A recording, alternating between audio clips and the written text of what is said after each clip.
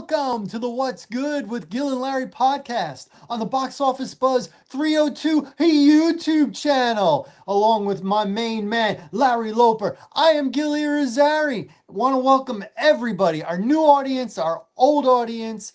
Let's get right into it. We got a lot of stuff to get into, and we want to get into it right now. So remember to hit like, subscribe, tell a friend, leave a comment. We want all the smoke. So Larry, who's got it better than Tyler Reddick and Michael Jordan right now? Who? Oh man, right now, man, this is insane, man. What he's doing, for the people that don't know what we're talking about, this got to be one of the biggest news stories ever. If you don't follow NASCAR right now, Tyler Reddick and Team Jordan is doing something that is very familiar to Team Jordan, Michael Jordan. But I don't know if NASCAR ever felt the impact of the Michael Jordan effect. Tyler Reddick has won the first three major NASCAR races he has won. Unheard of, Gil. Never happened. 77 years, never happened. This is insane. And who is the team owner? Michael Jordan. So my question to you and to the chat is, man, is it a takeover? It was a question posed last week from Gil was, with the Michael Jordan, do you think it will cross over to more people of color that's going to come over and start watching NASCAR?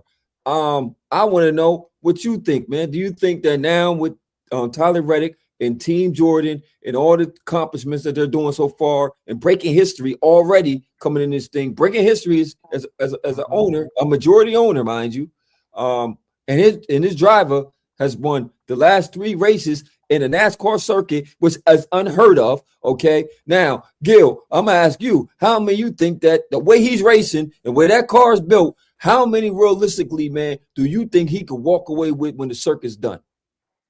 We're talking about wins this season? Yes. Man, I mean,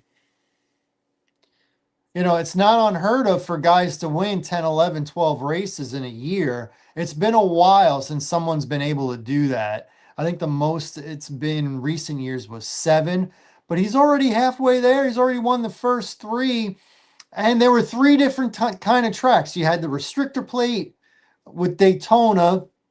You had Atlanta, which is not restrictor plate, so guys can spread out a little bit and go super fast. It feels much faster. Atlanta feels like a faster track than even Daytona. And then this was a road course in Texas. For all these people, NASCAR's so boring because all they do is drive around in a circle. That is not the case. They did a road course. It's one of the newer road courses. And that last stage, if you don't know, NASCAR has 3 stages. Okay. And that last stage, Tyler Reddick dominated. And anytime a car came close to him, he just pulled away. So this guy is a well-rounded racer. If he can win and put himself in position on super speedways, restrictor plate racing, and road courses, I'm not even sure the sky is the limit. And then you got Michael Jordan being the good luck charm. He's been to every race, and he said he's going to be in Phoenix in the desert next week. He's like, we got to keep this thing going. The game has changed.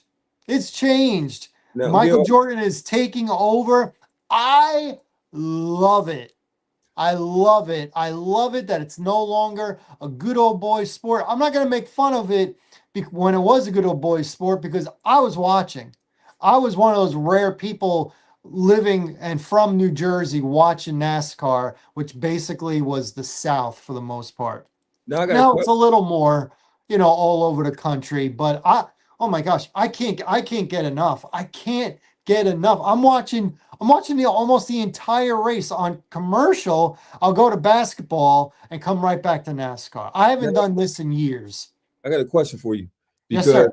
Now, we have a new audience and we have some new members to our show that really don't understand how NASCAR is and how it's run and how you was just breaking down the circuits and everything. Can you please let our viewers know exactly, how it is and the major races and how it's total, the points and all that good stuff? Just a quick synopsis for people that don't follow the sport so they can at least come in and see the joy and see the enthusiasm you have for the sport. We could get the backstory because a lot of us, I can follow the scoring and why certain cars move the way they move and positioning, then it makes me want to look at the sport even more because now I understand what they're racing for.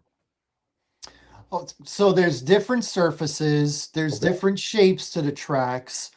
Even if it's like an oval, it's Mhm. not the same oval. Like Pocono looks way different than like Dover, for Okay. example. You have the half-mile tracks like Bristol and Richmond. You've got the 1 mile tracks like Dover, for example, and then you got the 2.5 mile tracks like Pocono, Talladega, Daytona. You have the tracks that you can go 3, 4 wide, and then you got the tracks you can only go 2 wide, and then when you go into a turn, it's one. So it's different strokes for different folks. It's not, like I said, it's not all just turning left, turning left. A lot of these races are fuel mileage. Because what you have to do is you got to go fast, but you can't go as fast as you possibly can every single lap because you got to conserve tires, you got to conserve gas, things like that. Restrictor plate racing, you can't drive away from the car behind you. You got to make sure you're like almost connected where you can't even fit a sheet of paper in between, your rear end and their front end. You Mm. know what I'm saying? So, and then as far as points and winning championships, so what they do is you get points for different things. You get the most points when you win a race. Okay. You also get a good amount of points when you lead the most laps in a race. And you also get a decent amount of points when you win a stage. There's 3 stages. So let's say a race is 200 laps. Just throwing it out there. The first stage might be 50 laps. The Okay. second stage might be 70 laps. So now we're up to 120. Okay. And the last stage is the longest stage, and that's 80 laps. So you want to try and win a stage, and you get like an extra 5 points. But if you win that third stage, it's not called a stage, it's called victory lane. You won. So you Okay. get the most, so you're going to get more winning that third stage because you won the race than anybody did winning the first and second stage. But man, if you have one of those races where you lead the most laps, you win first stage, second stage, and win the race, Mm. wow, that's a lot of points. And for as good as that is, if you follow it up with a race the following week where you got into an accident and you can't finish, now you're in the red. A bad race, a real bad one, can knock you out of winning a championship. If you only complete like the first stage and then you get caught up in an accident and you don't finish out the race, that is worse than actually winning. It's Okay. actually worse. Like if winning is a 9 points wise, the amount of points you don't accumulate because you got into an early crash is a 10. Okay. So that made a It's lot of it is it is that's why you'll see cars go out. All they got to do is maintain minimal speed, and they look like they were in a from a junkyard because they just want to finish. They got want to finish. They just want those points where they finish because if you don't finish, it may take you 5 good races to make up for that one terrible race. Oh man, I For appreciate real. I For appreciate real. it. So if y'all got some great information, man, I suggested y'all start watching. I'm gonna start watching it because I'm one of them guys that have never really sat down and watched NASCAR for the reasons that you just stated. I just thought it was a bunch of cars going around in a circle, and I'm like, okay, boom. We could simplify everything. My Yeah. father, I use this as an example. My father does not like football. How do you not like football? He said because either one or two things is going to happen on every play. It's either going to be a pass or a run. So these guys that are acting like they're splitting the atom because they know football so well, every play is a run or a pass. It's not really a big deal. Okay. Now we love it. We love it. That seems like an oversimplification to us. But if you want to be literal, I guess he's right. I guess, Yeah. unless it's a trick play or something, but pretty much, yeah, every play is either a run or a pass. So why is it, so difficult to stop it or to run it? Oh, it never, this offense is new, high tech, and innovative and stuff like that. It's still just a run or a pass. It's still just that. So you and I, we love it, but we can oversimplify. Racing, yeah, you just want to go as fast as you can. It's like a marathon because it's 3 hours, 4 hours. If there's a rain delay, the track changes and stuff like that. The weather changes the track. I know a lot of the ins and outs, but if you're a novice or you're just not interested, you don't care. Oh, what's the difference between the Indy 500 and Daytona 500? Well, the Indy 500 is run with Indy cars. An Indy car kind of looks and sounds like an airplane with wheels. It's real fast. Vroom, vroom, vroom. Where NASCAR sounds like a good old American hot rod, and you can hear the horsepower when it goes by. That Mm. throaty sound. That then that's why when they say, "Gentlemen, start your engines," it's a big deal because it sounds like a bunch of lions getting ready to roar. Okay. Where Indy, it just sounds. It almost doesn't sound like they even use fuel. Like you hear these electric cars, like they have their own sound, and yeah, they're fast, but you don't feel the in your chest like you do in NASCAR. NASCAR, they take pride in it being, the great American race.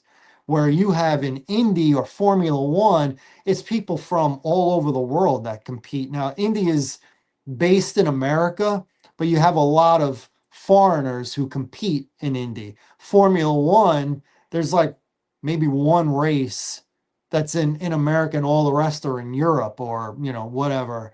And you do have a couple of Americans, but that's primarily Europeans who Okay. race Formula One. So it's all different, and that's why Memorial Day weekend, that Sunday, is considered the greatest day in motorsports racing because in the morning you got the Grand Prix of Monaco, that's Formula One. Then you got the Daytona, no, excuse me, the Indy 500. Those are Indy cars. And then you got the longest race of the year for NASCAR, the Coca-Cola 600, 600 miles on the Charlotte Motor Speedway. So it's racing from morning till nighttime. You got to really be into it. I used to really be into it with my father. Not so much now, but I still like it. And Jordan has really brought it up for me. So Michael Jordan, you keep doing what you're doing. Some people got the magic touch, Larry. They got the magic touch. Yeah. Muy caliente. You know what I'm saying? Oh You know man. what I'm saying. So Oh, please, anybody who's got questions about motorsports, NASCAR, and what's the difference between this and that? If I can help you out, I'll help you out. No worries. Just trying to pass that knowledge along. man. All Now right, speaking go of the ahead. association, his old sport, the sport that we know Michael Jordan from, right? It's the second half of the year right now, man. The MVP race is heating up. This right now, I'm setting this table for you. In my opinion, is four people right now that's standing out. Okay. Um, and I'm gonna ask you first before I give you my four who's really standing out. What's your criteria, Gil, for the MVP? What do you think the MVP should be based on? Should it be based on availability, signature wins, Mm. the fourth quarter pressure, if you're beating elite teams? What is your is it a system based or are you the system? Does your team have to be in the playoffs? What is your criteria for an MVP? In chat, please chat, zoom in, let me know if you agree with Gil and his criteria. And if you don't, we want to know exactly what your criteria is for the MVP. To me, it's simple. To me, it's about winning. Who is the guy that's most valuable to a team that's winning? You can be the best player, okay? You got the best jump shot, you're the most athletic. If you're not if you're not like a top 4 team and you only get 8, right? Each side, not counting the play-ins and all that. talking about like the top four. If you're not, having that great winning record in the top four, either the East or the West, I kind of don't count you. And then I know now the rule is you have to be in 65 games to qualify. If you miss 60 excuse me, if you don't play in at least 65 games, you're disqualified. I don't particularly like that rule because I think that if you look at the games that a particular player plays in, and you look at how the winning percentage of them winning with that player in it versus not playing, and the team winning percentage, if it's very drastic, I don't think the fact that you don't play 65 games or more should qualify or disqualify you from that. It's supposed to be most valuable player to your team. You don't necessarily have to be the best player in the league. It's the most valuable to your team. So, for example, Cunningham for Okay. Detroit, Yeah. he is not the best player in the league. He's not the second best. He's not the third best. But Detroit has the number one record in the East. So to me, he's got to be like one or two in the MVP voting. Now, if you remove him from this team, Mm-hmm. do they still, in your opinion, do they still be number one? If you remove No Cam, way. are they No number one? way. No way. Without I'm Jay not Cutler, sure that they're top four without him. So that's what I'm saying. yeah, I totally agree with you. And that right there sets that a mark. Whereas you look at OKC, okay, and right now, according to NBA.com, the four people that are currently in the MVP race right now is Shy, and we know he just came off injury. Mm-hmm. So he's coming back, but he's back dropping 30. Mm-hmm. For the number one team in the West. Mm-hmm. And we could debate, is the West stronger than the East? I think this year the West is stronger than the East. It's a lot of contenders. Or is it more balanced? You think it's balanced this year between the East and the West? Or do you think the West, like, when Kobe and San Antonio and the Lakers, when Shaq was there, the West really was dominant. They were like clearly better than the East. Okay. What do you think now? Do you think that the East and the West are evenly matched, or does the West have the advantage having more and more competitive teams over in the West than the East?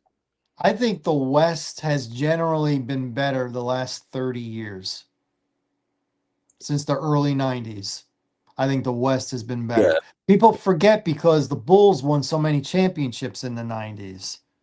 But if you look at that, if you look at like the second, third, fourth best teams, it's usually always the West. I mean, you're looking at these four guys right here, 3 out of the 4 from the West. Now, I personally would take the Joker out and put in Brown from the Celtics. Ooh, that's a good one. I would Ooh, put him in. that's a good one. I ain't think he's going Because the Joker, for as Yeah. great offensively as he is, and he Yeah. is great. I mean, he doesn't block any shots at all. He does not have an intimidation factor going down to the lane and stuff like that. And if you look at Denver, they've almost been playing 500, the last 30 games. They're barely over 500 the last 30 games. They just lost to Golden State a couple Yeah. nights without Steph Curry. Steph Curry hasn't played in a while. Yeah, so Yeah. there's no way that Denver should lose to Golden State without Stephen Curry. And Draymond, I don't think Draymond even played that game. So now you have two of the core players is out, and you lost to the Golden State. And I know anybody could lose in NBA. I get it. But you don't lose to teams like Golden State without their star players, and you're supposed to be a contender for an NBA championship, and you got the MVP on your roster. So I truly believe that. I agree with you on that one. That's a good point. I think Jaylen Brown has overextended and played and proved that he's not no backup to Jason Tatum. He is 1A, and you can say 1A, 1A. You could swap. Obviously Jason Tatum, you can't duplicate that production, and he is also known as a leader of that team, face of the franchise, blase blase. But Brown has definitely took on that role and saying, "Look, I'm going to lead us to the postseason and possibly back to a championship." It's not like the East. Think about it. In the East, who do you really got that you could say is like dangerous that I don't want to play? Okay. You got Detroit, which I think is a solid team, but it could be questions. It could be questionable. I'm not saying they're a dominant team. I think they play real good defense. They definitely have a star player, but it's only one player that's a star. It's a bunch of people that kind of complement his game. Okay. I don't know how deep that could go in the playoffs. My Knicks, with my Knicks, I think Brunson, as we know, he's a gamer. He's a gamer. It's the other guys. If Mikal Bridges plays like he was maybe in Brooklyn and Phoenix, then that's cool because you got a two-way player, right? Cat is soft. He is soft. He is pudding. He is sweet cakes. He is honey bun. He is everything that a big man I hate and a big man that has the potential to dominate, and he will not dominate. He will not go in the paint. He will not. The problem with Karl Anthony Towns is he has a very low basketball IQ for himself. Yeah. He should have the awareness to know this is when I gotta post up. This is when I gotta be a passer. This is what he just kind of he's in the moment. He doesn't really realize what he needs to do when he's got a matchup that's going his way. When someone's got the hot hand, how to feed somebody. He should demand a double team every time he gets down in the post. And then open it up for everybody. Open it up for everybody. But instead, he's shooting threes, and he tries to take people off the dribble. Like what are you doing? What are you doing? You're 6'11". You're usually more often the biggest guy on the court. He's got that low center of gravity. He's got the big rear end and the big legs. So he should be able to post and box out. Why are you trying to take guys off the dribble? Why are you shooting 6 3-pointers a game? What are you doing and making one? What is that? If you're going to be the high post guy, right? It makes sense. Okay, if I'm high post guy, come in, set the post at the mostly free throw line. I don't see you trying to set it maybe at the 3-point, but that's, I would say, at least the you set that high post at the that high post pick at the free throw line. Boom. That is all day long. We're gonna pick and roll all day long. I'm gonna pick and roll with my big guy. Like you're saying, it's disrespectful if you're a 6'11" guy playing as a big guy, right? There's no way you're gonna play me one-on-one. There's no way you're just gonna play Kevin Garnett in his prime one-on-one. You're not gonna, especially with a guard. You're not going to pit no little guard or Kevin Garnett or Tim Duncan, Mr. Fundamental. Mr. Fundamental, you hear me? High basketball IQ. High basketball IQ. He is not letting you off at all. He's pitting you on that hipper, and he's going to go to work. Shaq, obviously you're not Shaq, okay? That's just a whole different level, okay? Because he took a very disrespectful. He says barbecue chicken for you to think you're going to pit us, let alone a center by himself. But a guard, please. And I'm gonna bail you out trying to do a 3-pointer or dribble from the 3-point line to the basket. Man, you're bugging. You're bugging. Why would I? Right? Like you're saying, we're not putting no pressure, and it's sad because teams that are playing for you, they know that cat is not no threat in the paint. I don't have to do a pregame scout on you because I already know he's gonna go to the 3. He's gonna shoot the 3. Let him have the 3. It's a high percentage shot. Let him shoot it. Okay. We ain't got to worry about the rebounds. We ain't got to worry about him setting picks on the baseline. That's another thing. That's another thing. You're missing 3-point shots, and you're the guy that's not underneath the basket to try and get a rebound. Yes, and I know we got Robinson there. So not to make it a long story, not to make it a long-winded thing, but the Knicks is a big question mark. We have the potential, especially with Indiana being hobbled and the team that they was. We should have been down, even though we're third, I'm currently third in the East right now, right? Mhm. I just don't know how far we could go. I know it's rough playing in the Garden, so home court is definitely in our advantage at the Garden. Okay, but Boston is just well coached. Jaylen Brown's balling out his mind. Okay, I'm trying to think who else in the East could possibly contend with them. Cleveland, maybe. Cleveland, Cleveland, Cleveland. I'm paused because we know Cleveland's a very good regular season team. Postseason, James Harden does not become the same player. So he has to show me in the postseason that he's not going to just set back, and he got to be aggressive and still be, semi-aggressive, but still get the people involved. So he has to have that balance and knowing when I have to be James Harden, because you got a killer over there named Donovan Mitchell. He's a killer. Oh, he's a killer. He's going to put up the shots. He's not backing down. So I don't want James Harden to defer so much when Donovan Mitchell gets to kill mode, because when guys going kill mode, he just might want to facilitate. No, I need you to go ahead and facilitate, but I need you at least drop me 20, 25 a game postseason. With them bigs they got in that system, they could possibly go far. They could possibly go far, man. I want to be. There's an opportunity for the Knicks this year because they don't have to worry about Indiana. No. Who's eliminated them the last 2 years. And they don't have to worry about the Heat. And they don't have to worry about Milwaukee. No. I don't think Milwaukee's going to make the postseason.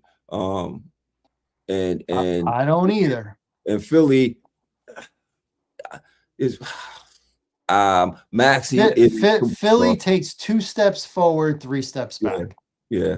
So I get tired of playing that one. So right now, man, I think it's going to come down to, from the West, OKC, San Antonio. I like San Antonio a lot. I like San Antonio, but what's the big if OKC is healthy, OKC wins. If they're healthy. San Antonio beat them twice healthy. Only team that has really had their number this year has been San Antonio. When Wemby is a problem. The guards at the system is a problem. San Antonio, shout out to the whole team, Johnson, the whole team, man, because right now they're second in the West. But you also have to keep this in mind. The last 2 years, San Antonio wasn't good. Now they're going to make the playoffs for the first time. Yeah. Right? So Wemby has never played a series against somebody. That's never. True. That's he's true. Never played it. So where he's playing 30, 35 minutes during the regular season, now he's going to have to play 35, 40 minutes. He's going to have to play more minutes. He's going to have to, they're going to play more games closer to each other. Not so much the first round, but, after the first round, then it's going to be, game, day off, game, day off. They're going to play almost every other day. So he's going to play more minutes, less days off. And listen, there's a lot of teams in this league that are meh. And you can win games against those meh teams. All these teams that are going to make the playoffs, they're going to be pretty good, especially on the West. So he's going to be, in a series for the first time against good teams for the first time, playing more minutes more often for the first time. And if he's not at his peak, this is MVP now.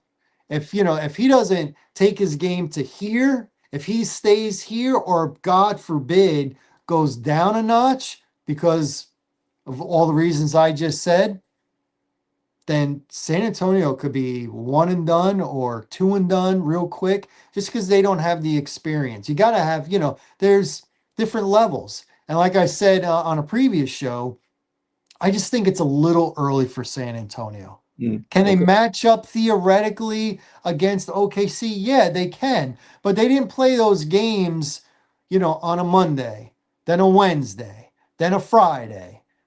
You know what I'm saying? And where all the teams were the rosters full, where they were the main guys, did they shorten up the bench, where it's 8 guys and they're playing, 30, 35, 40 minutes.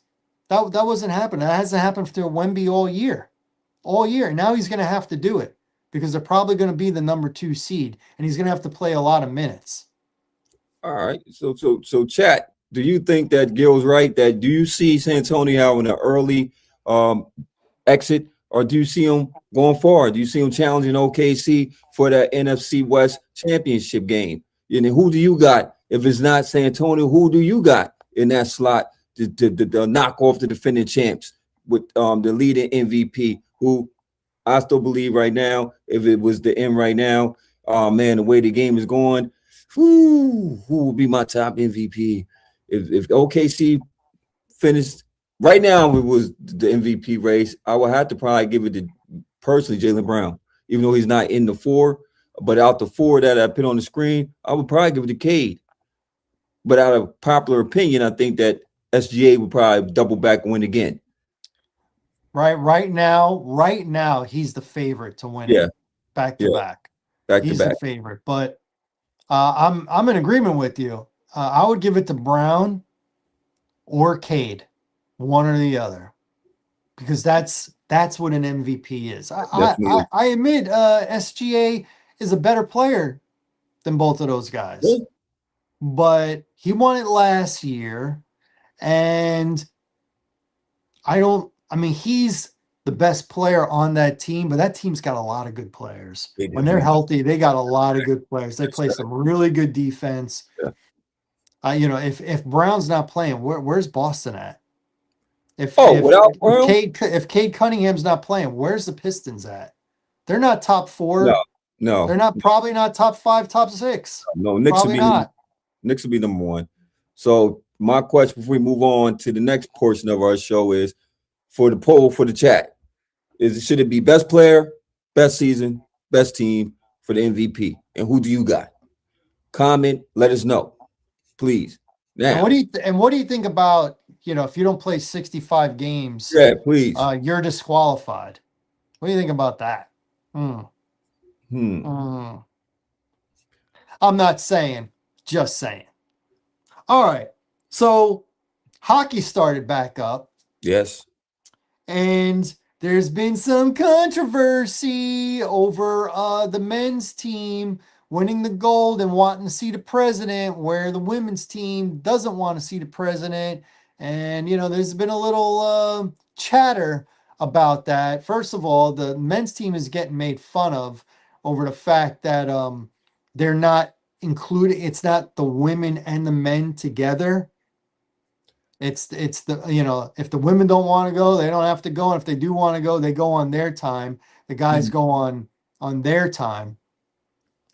For me, I just think it's people who hate the president, and you know who those people are. So if you're not saying, I'm not going, I'm not going to visit, I choose not to go. If you're not doing that, like the women said, then you're just going to get criticized. And the critics, there are just as many people who follow and support Donald Trump's administration as there are those who don't follow it.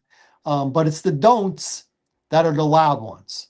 They're the loud ones. The supporters, just like the supporters of the U.S. team, they're not trying to strike a verbal fight. So they're kind of quiet.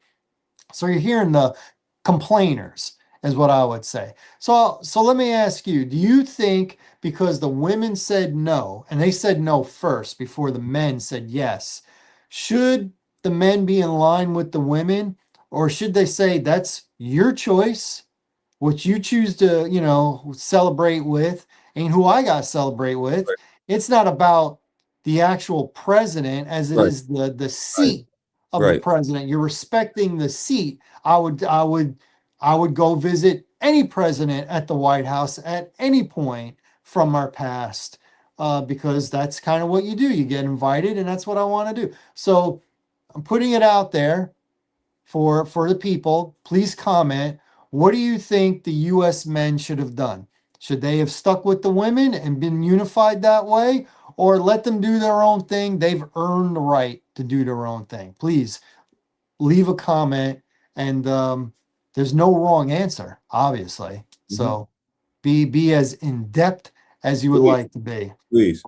Anything you want to mention about the NHL because it just started up, Yes, home sir. stretch here. Oh man, we're at the home stretch right now. Now it's getting real.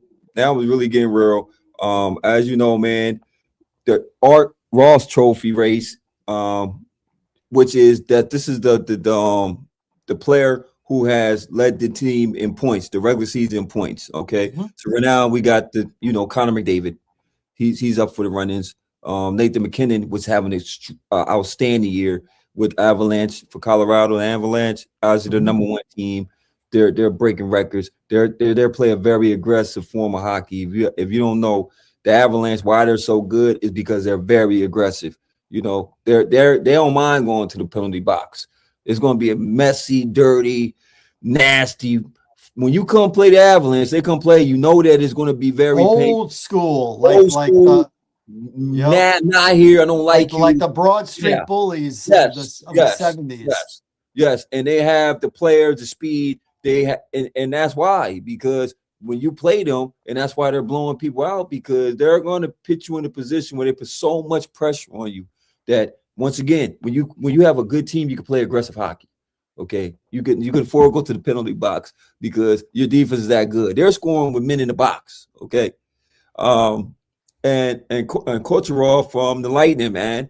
These are top guys right now. So that's I'm looking forward to see who's going to pull that out. I wonder if can Celebrini from San Jose Sharks can he lead his team Mhm. right now? They came out, they won the last three. So it's a tight race to get them into the playoffs. I like where San Jose Sharks is going right now. Ovechkin for his thousands, looking for his thousands. Points and the goals. I think he'll get that. Washington will be in the playoffs again. So these are the storylines that I'm watching. And can the Panthers can they do the trifecta, man? Can they do the trifecta? It's going to be hard. I'm telling you right now, it's going to be very difficult for them to see third because I don't see on a good day in a good series the Avalanche losing. And this hockey it can happen, right? But Mhm. my favorites right now, I definitely got Colorado. Colorado's up there. I'm liking what Tampa Bay is doing. They got a strong team. And Carolina, the Hurricanes, they play a very good defensive type of hockey, So I think they could go far in the postseason. Um, that's my storylines for when it comes to hockey. I'm trying to see who's going to bust some moves to try to push their team to the next level. Um, so what are you thinking? I mean, I'm not thinking a whole lot other than I don't think the Carolina Panthers are going to win a third one in a row because Or the nobody Panthers? nobody really ever wins a third one in a row. I think who was it the New York Islanders maybe? I don't even know or It's the very hard. or the no or the was it the Oilers?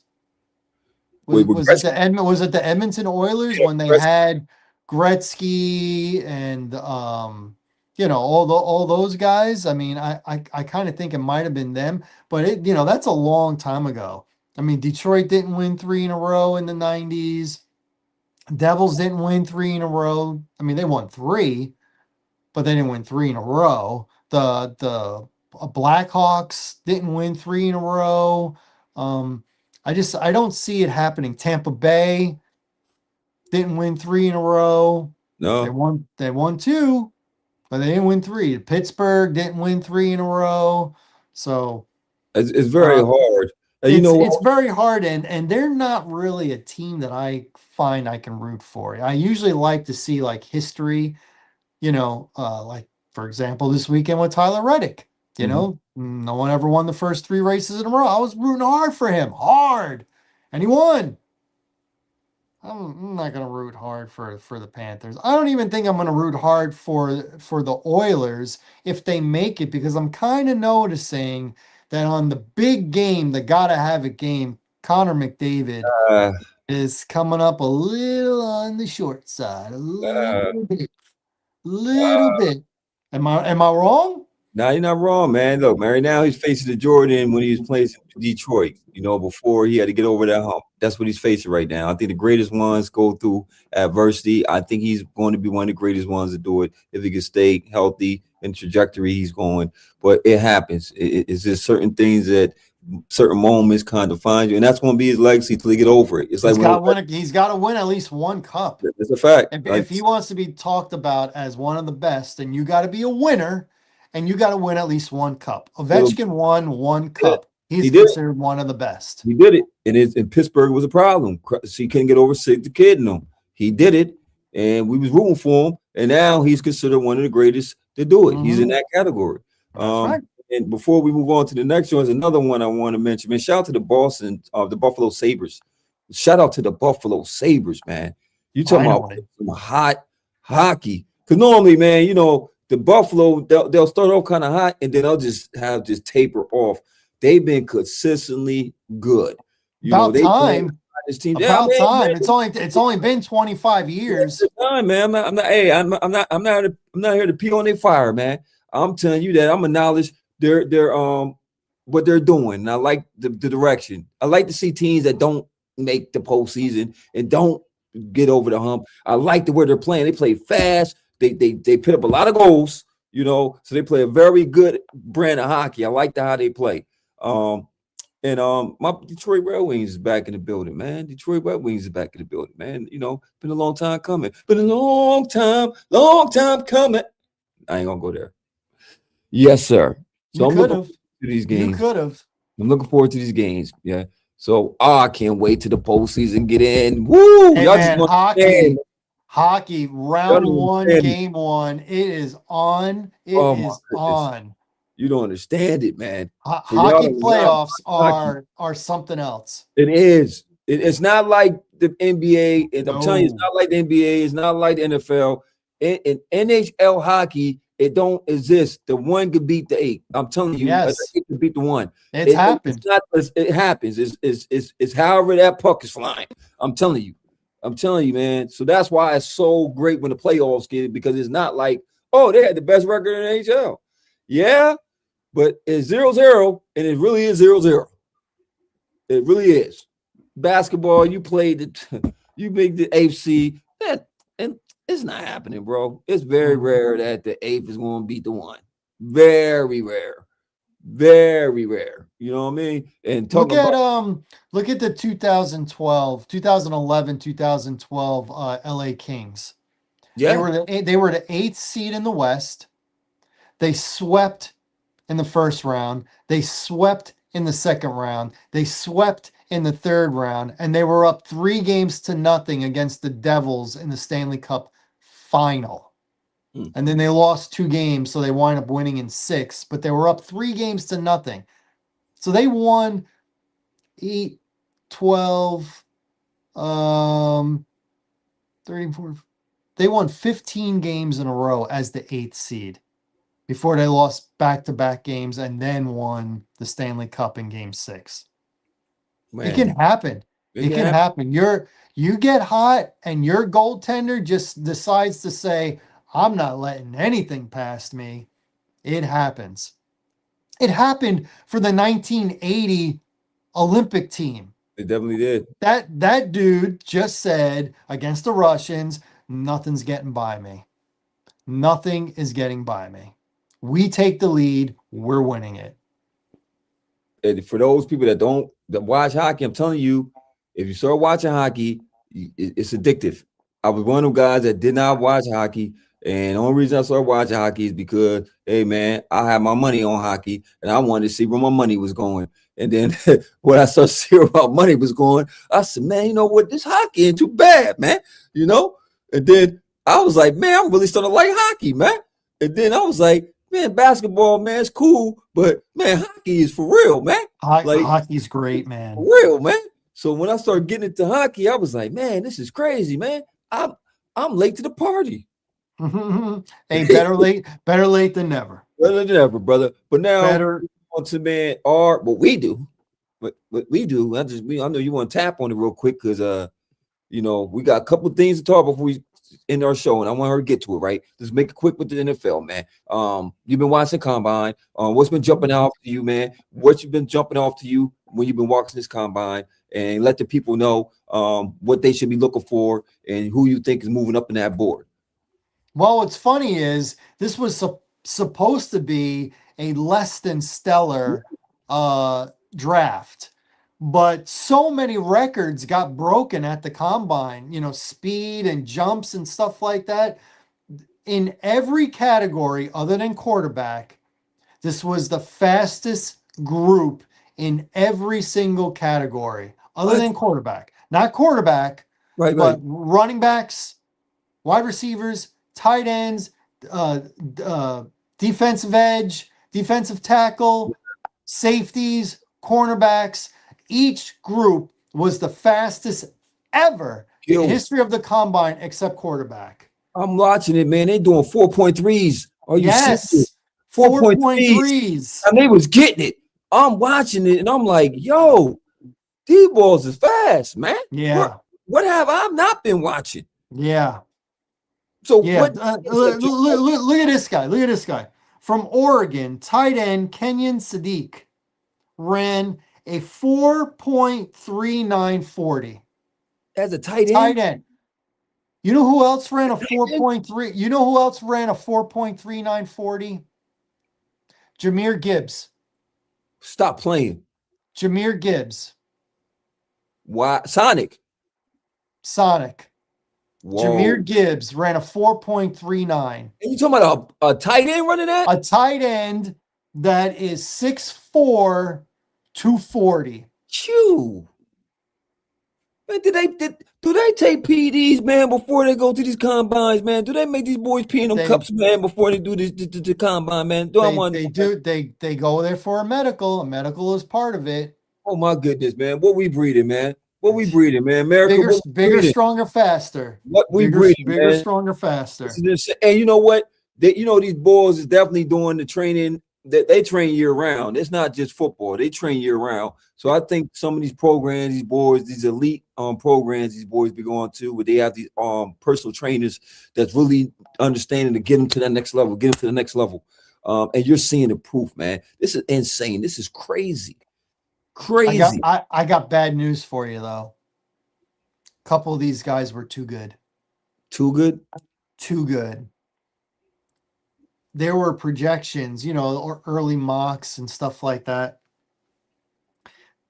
Before the combine, just out of circumstances, it looked like Sonny Styles was probably not going to go in the top 10. Mm-hmm. Now he has to go in the top 10. At 6'5", off the ball linebacker, he ran a 4.4640, and he had a 4.35 vertical.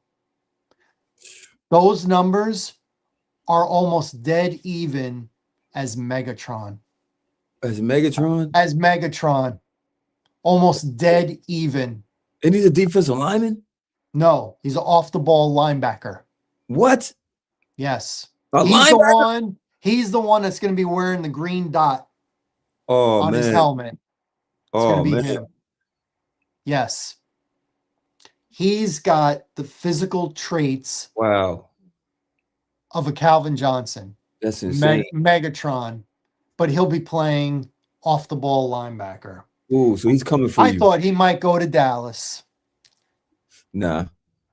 He might not get out of the top 5. Nah. He might not. And so this draft is weird.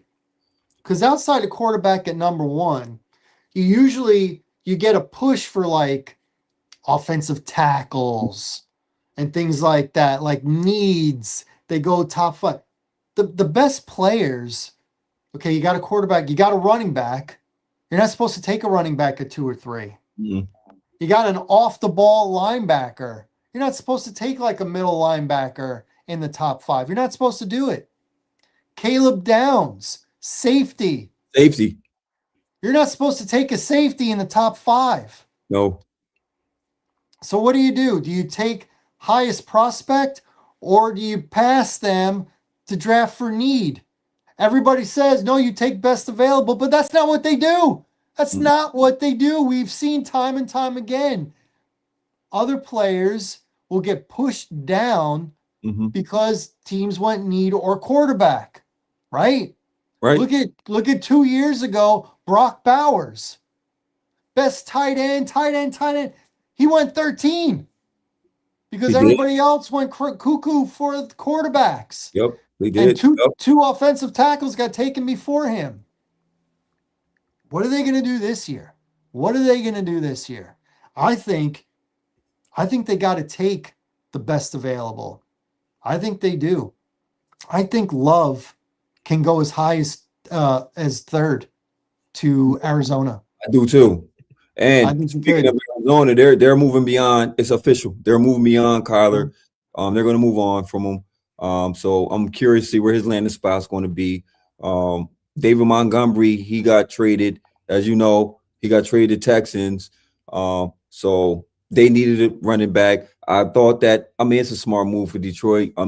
Gibbs is their guy. He's the premier back. He can take the workload. So I understand the transition. And also financially, you can find a good running back, third, fourth, fifth round for sure. Yeah. And he's going to be the number 2. Gibbs will be the number 1. And you don't have to keep paying, what's his name? Who just went to the Texans. Yeah, David Montgomery. Yeah, you don't have to keep paying him. So you get to free up some money by doing that. The Jets and franchise Breece Hall. No surprise. Yes, they did. My boys, franchise Pickens. I don't know how you feel about that one.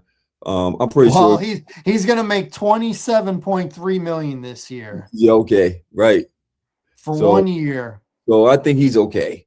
Okay. He should be. I don't have security if I get hurt. No, but you got $27.3 million.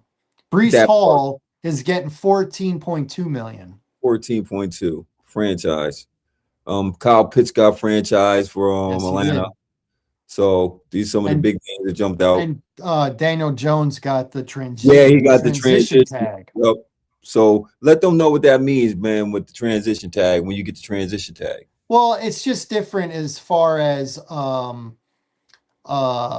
if you get a transition tag, so you're at a number and another team can swoop in and pay you more and take you. Okay. Okay, so you're not locked in with the franchise, you're locked in. The franchise tag, you're locked in unless you're willing to. So let's say, okay, Dallas franchise tagged Pickens. Let's say the Giants want him. The Giants can give up 2 first-round picks to get him, where that can't happen in transition tag. You don't give up picks. It's just about money. Okay. And so if so Daniel Jones got the transition tag. Let's say the Jets want him and they're willing to pay more, then Indiana would have to match Daniel Jones. So the transition tag, let's say it's $30 million for 1 year, and the Jets offer $31 million, then Indiana has the capability to go to $32 million. Okay. They can do that. The Jets are pushing Indiana to spend a little more. Got you. If they want to do that, or Indiana could say, no, we're out. It's $30 million. You want them, you got them for $31 million. Got you. Makes sense. Okay. Where a franchise tag, you got to give up 2 first-round picks. That makes a whole lot of sense. I'm glad you broke that down, man, because I was always curious about that. Like, how does the franchise work? And when people one is about money, one is about picks. Just think of it like that. Both are expensive. Both are expensive. So yeah. I'm one of those geeks that actually likes watching a combine. It's not very exciting. Everybody's in a whisper. A lot of those guys, big name guys, don't work out because they don't want to hurt their draft stock. So especially the quarterbacks. Mendoza was there, but he didn't throw. He didn't participate in anything. So if you like it, you like it. You don't, you don't. Let's move on to professional wrestling. WWE had the Elimination Chamber, which is the last big event before WrestleMania. And the power couple now is CM Punk and AJ Lee. Wow. CM Punk won his match against Finn Balor to retain the heavyweight championship, and AJ Lee won her match for the Intercontinental Championship. So they are the power couple. The other big winners was Randy Orton in the actual Elimination Chamber. So he'll take on, I believe, Drew McIntyre Man. if he's the champ come WrestleMania. And the one I'm most excited for, Rhea Ripley won the women's. She will challenge Jade Cargill Oof. at WrestleMania. Oof. That's gonna be a banger. That's gonna be a banger. What do you think of those winners? And what do you think? I think that Jade will probably retain her belt because that's the one they're pushing. I think it's gonna be a great match because Rhea Ripley is a great in-ring performer. Jay's coming along. She's not as good as Rhea. You know what I mean? She's definitely not as good as Rhea. Rhea really She's not as good, but she is a specimen that either has to have a title or be number one contender. Yeah. Because you got to aesthetically seeing her, you want to see her. Yeah, you do. You do. And without Bianca Belair for a year, you kind of needed Jade. Yeah, you do. So I see her winning. I think McIntyre is they gonna give him? Is they gonna give him one for? Are they gonna give him one? Because he's just. It's like kind of sudden. The way I look at it is like how they were doing CM Punk. You know, they kept losing, but then eventually you got to put him over. You ain't bring him back just to have him keep losing. Not to put him over, right? Not to put him over. We said that. Yeah, you was going to eventually put him over. Okay, so he had to get his bones, prove the loyalty, prove the fact that I love the sport. I'm willing to do what I got to do. I'm not going to be how I was when I was a younger me, and I wasn't dealing with the politics of it. You know, I want to wrestle. It's cool. I've grown up. It's cool. You know what I mean? Now, I think McIntyre, because he's always in these big kind of matches, and he's always a guy losing. So is he going to just keep losing, or is they going to put him over? What's going on, Gil? Talk to me. What do you think? Well, I mean, he's the champ right now, but Randy Orton is at number 15. So if he gets one more, he ties Ric Flair. It's over. He's winning. I'm sorry. He gets two more, he ties John Cena. It's over. It's over. And the way he done gave to as coming as a young man, his father, as you know, Cowboy Bob Orton. And he done built his legacy, man. He done fought the best. You know, he is top dog for a senior in that locker room outside of Seth, actually Roman, but I think he has a longer tenure than all of them. So history, bro. You gonna try to tell me they're not gonna let Randy Orton, who has sacrificed to this business, not make history? He's highly respected in the locker room. He's a highly respected locker room guy. That goes over for real. I think the locker room wants to see him be able to be hoisted and say he did bigger than Cena. You know what I mean? So it's a formality. I think he's going to take the belt. It's a formality. Oh, okay. That's what I'm going with. I'm going with. What do you think? What do you think, Gil? What you thinking? I mean, I'll be rooting for him. I thought he would have already won in this past year, and he didn't. So, but the fact they made him win the Elimination Chamber makes me think, yeah, he might. McIntyre is one of the upper echelon superstars, but he's not Cena. He's not Cody Rhodes. You know what I'm saying? So he's not Roman Reigns, which, by the way, Roman Reigns and CM Punk, that's going to be incredible because those two guys on the mic are really giving it to each other. 1 week, one guy gets the better hand of it. This past week, man, CM Punk put it on Roman Reigns with the mic. So we'll see how it goes, man. I got a question to chat before we extend this, before we get up out of here with this last little bit. Who's the best big match performer in WWE right now, in your opinion? No politics, just bell to bell. Who do y'all think is the best in-ring performer in WWE right now? Okay, so it's not Brock Lesnar. Let me start eliminating guys. It's not guys that have short matches and only have 2 moves. Yeah. Man, he just lost, but I love Finn Balor. I love Finn Balor. I do too. Finn Balor Finn Balor, and Penta. yeah. I love those guys. Yeah. So you So think they're I'll take Finn Balor and Penta right now. right now? Yeah. Yeah, he has a lot in his bag. You want to put stuff up there?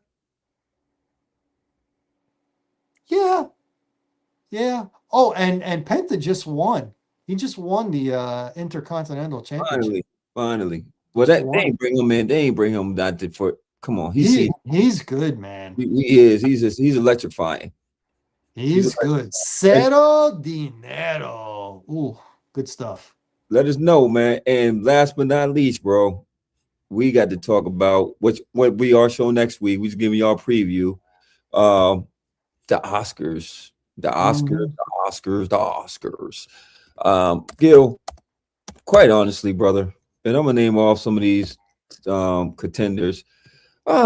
Since it's not been like a big rush to the movie theater anymore. No, since post COVID, they're trying, because I think now in the movie theaters, what they're doing, they're just trying to make it more of a bigger experience. If you go to the movie theaters, that's why they got the big, the seats where you're in the movie. You can feel the rumbles and all that good stuff. Because prior to that, man, nobody's rushing to the movies no more to go see it, especially when it's going to be on Netflix and all the streaming services like that. Okay. Yeah. So honestly, I have not been in tune with none of these nominations. Okay. I ain't seen the movie. Don't think I'm going to see the movie. They ain't heard the movie, but I'm gonna run this off. Tell me if you heard the movie. Okay. Okay. Nominees for actor in the leading role. These are the nominations, y'all. Okay. Timothy Chalamet, right? Chalamet. Timothy Chalamet. Thank you. Marty Supreme. You seen that? I've heard of it. I know who he is. Did not see the movie. Okay. Leonardo DiCaprio, my man. One battle after another. I still haven't watched it on HBO Max. It's on HBO Max? It's on HBO Max. What's it about? I still haven't watched it. Okay. Yeah, okay. Ethan Hawke, Blue Moon. I know of it. I know him. Didn't see the movie. Don't want to watch the movie. Wow, that's 3. The only thing is with the special effects, they have him as a short man. Okay. That's the only thing that's interesting to me. He's very short. 0 for 3. Mm-hmm. I think you've seen this one though. Michael B. Jordan, Sinners. I did see it. I did like it. He just won it used to be called the Screen Actors Guild Award, but now it's just called the Actors. He just won that on Sunday. Okay. So that's, it's Golden Globes, SAG Awards, those are the BAFTAs, those are the big awards right before the Academy Awards, which the trophy is the Oscar. We call it the Oscars, but it's really the Academy Awards. The trophy is an Oscar. And he's been winning, so he's hot right now. I really liked Sinners. Some people were up and down about it. To me, it felt like 2 movies in one. It was. I very much like, and he plays 2 roles at the same time. Good. It was a good movie. I ain't gonna hold you. It was really good. The director, the writer and director was the guy who did Black Panther. Yeah. Yep. Same guy. And Fruitvale Station, the Fruitvale, he did that one too. Ronnie Cougar or Ron Cougar, something like that. Cougar, yes. And then the last one is Ragnar Mora, The Secret Agent. Never heard of it. Never heard of the person. Okay. Nothing. Out of all those movies, I'll probably see the Leonardo DiCaprio one. Okay, I'm gonna watch that one. I haven't seen it, but I'll probably will see it. Is actor in a supporting role? Is that a major one? Yeah, so you have actor in a lead role, supporting role. And Okay. then the women, same thing, Okay. lead role, supporting role. All right. So real quick, Benicio del Toro. I know him. One Yep. battle after another. Mm-hmm. You got Jacob Elordi, and that's Frankenstein. I actually liked Frankenstein. That was good. Oh, is it the one on Yeah, Netflix? the one on Okay. Netflix. That was Mm-hmm. really good, y'all. Y'all gotta watch that. It's really good. Delroy Lindo, that's my man. He played in Malcolm X and a bunch of other movies. For Sinners, yeah, that's an older dude. You know what I mean? Got the Caribbean accent. I like Sinners, Yeah, man. yeah, it was. He did a good job too. He did a real good job in that one. Sean Penn, one battle after another. I gotta see this movie, man. It's up for a couple. I gotta go see this movie now, man, because it's a couple people, man. I am not a Sean Penn fan personally, but Yeah. actor-wise, acting, Oh, he's good. he's like, okay, you had the generation for De Niro and Pacino.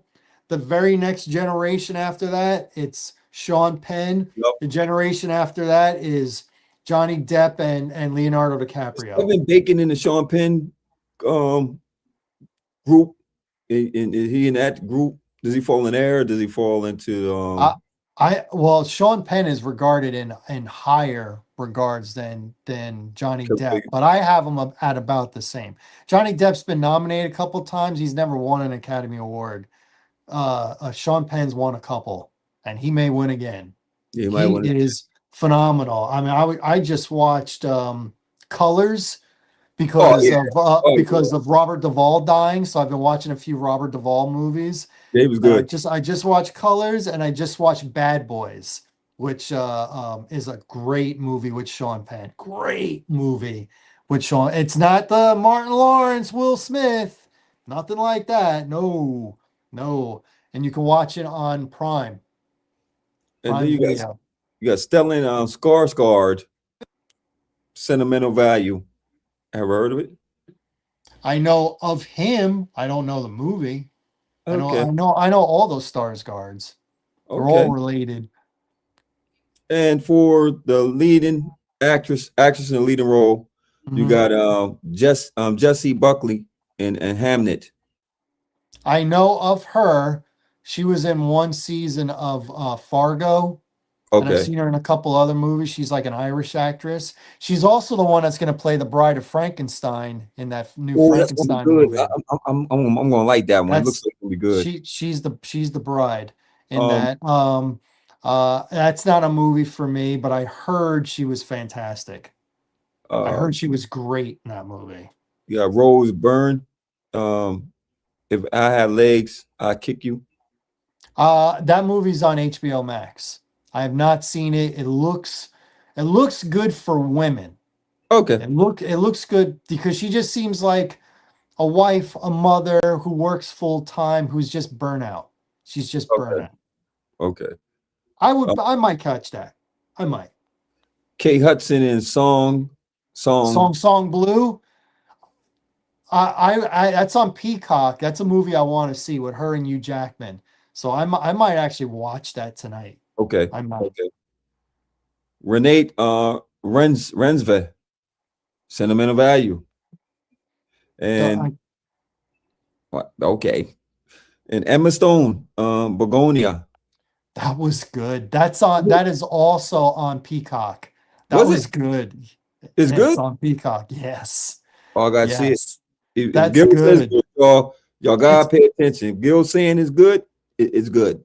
it's about this how can I say it? This loser guy who works at this big corporation. He's like a custodian or whatever, janitor. And he is convinced that the chick who runs that company in that building is an evil out of space alien, Is she? and he needs to capture her, kidnap her, and get her to confess and record it so he can prevent an invasion from her people from another planet. That is what the movie is about. Oh man, I gotta see that joint. And It's it's good. To me, it's good. Yeah, everything ain't for everybody, but to me, it's good. I thought that Demi Moore movie that came out last year, I thought that was fantastic. fantastic. And you're like, I don't want to watch no old ass Demi Moore.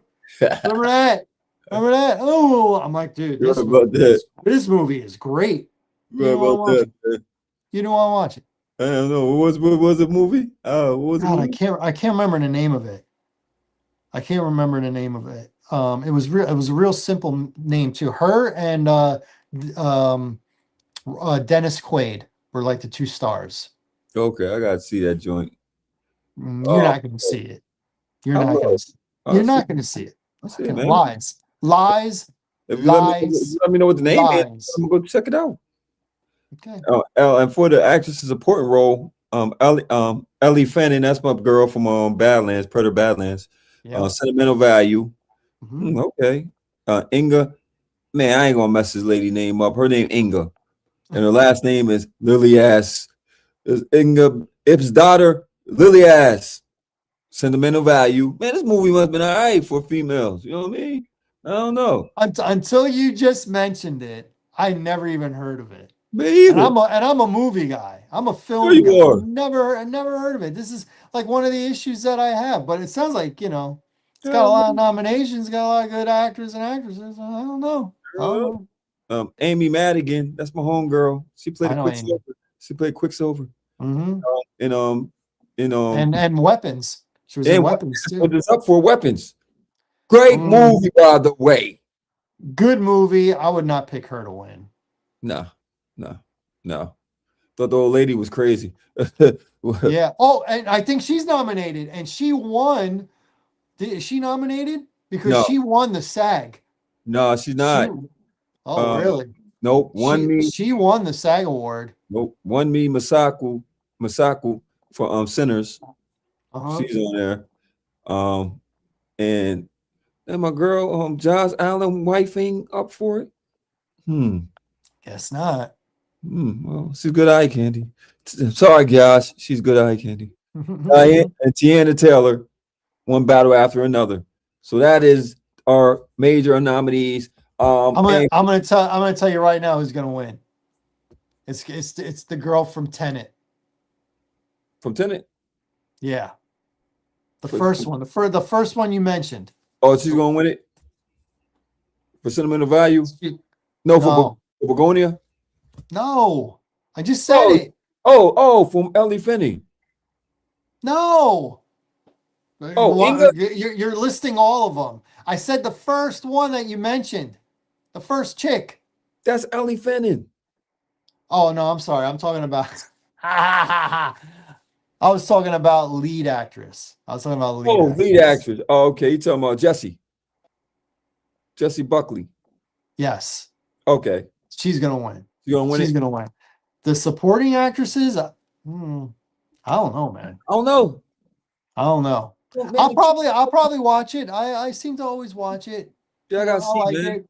I gotta see, I man. like the musical performances. But before we go, got to remind everybody that our show next week will not be a sports show. It will be a Oscars themed show. We're gonna have a few special guests, the norm, and it's gonna be a top 5 list.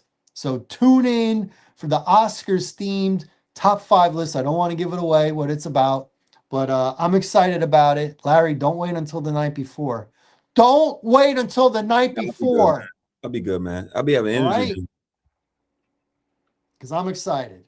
I expect to have the best top 5 list, but I'm excited for everybody participating. Anything else you want to mention before we go off air? No, I just want to know your opinion on the Oscars, man, because as you heard my man Gil, a lot of these movies is up for an Oscar nominations. We have not seen, never heard of them, have probably had no interest in them. And I'm not saying they're bad movies or not. It's just that I don't know. I think that they don't really promote for the Oscars. And this is my opinion. I want y'all to agree, disagree. I don't think they pick the more blockbuster movies. I think it's more artistic, and it's a secret committee that's watching these movies and are viewing it from an artistic point, not from a general people point. It's like the writers when it comes to the Hall of Fame. You know what I mean? It's not the players is voting. It's the writers and they're selective on in their opinions on how do you make the Hall of Fame. You know, it's not Mhm. football related. It's my personal opinion that outside of football, you did other things that didn't get you the first nomination. I'm just saying, Bill Belichick, Robert Kraft. Well, yeah, oh, you're right. The Oscars, they go for very artsy and, they go for a lot of stuff that's not blockbuster. As a matter of fact, you hardly ever see the big money maker movies ever get nominated. Never, Now, never mind win. Um, Sinners is probably the yeah. biggest blockbuster that's gonna, getting nominations and stuff like that. But you're gonna see, I think one battle after another has got nominations, but I don't think they're gonna get wins, in my Now, opinion. and for chat also, do you think that the reason why is that case is because these artistic movies would never be heard of if it wasn't for the fact that the people putting them on the forefront and saying these are very well shot, artistic, deep movies? Mhm. Um, I want to know your opinion. You know, should it be the blockbusters that we hear about, or should it be these artistic movies to make you want make them make you want to go watch them and get your opinion of them and see if they're Oscar worthy? Yeah, I mean, I'm not anti-artistic movies. I've watched a lot, but if I've never heard of them and I'm a movie guy and now all of a sudden they're leading in nominations, I don't know. I don't know how I feel about that. Obviously, we got a friend, our friend Michelle, who will be on next week. It's a question we can pose her. Mm-hmm. Well, why is it that these lower budget, independent, sometimes foreign films that we've never heard of, why do they get the nominations? Why are they considered Oscar worthy and other movies aren't? Why do they prefer an Anthony Hopkins over an Arnold Schwarzenegger? Why Yeah. is that? Why do they prefer it over Tom Cruise or anything like that? Why is Bradley Cooper nominated every other year? Why is Meryl Streep nominated, every couple years? Julianne Moore every couple years. What are they hitting that other big name actors or actresses are not hitting, even though they're in much bigger, more well-known movies? What's your opinion on that? We'll ask Michelle. We got our opinion. Let's hear your opinion on that. And, tune into our podcast next week when Michelle gives her answer to that. Maybe we have a little friendly debate over it. And then the Oscars will be not this Sunday, but the following Sunday, March the 15th. So check it out. Larry, anything else? And which of these storylines that we went over tonight was y'all favorite? Rate them 1 through 10. And please comment, like, subscribe to the channel. And I thank y'all for tuning in to us, man. And take it on out, my brother.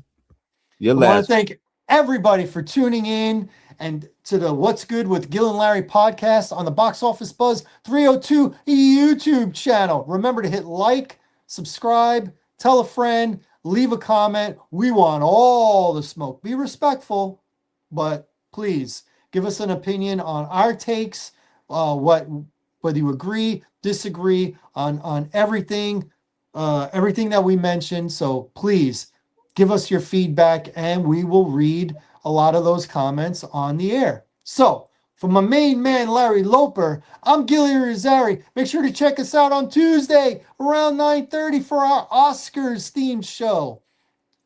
Everybody, stay healthy, be happy. Deuces, y'all.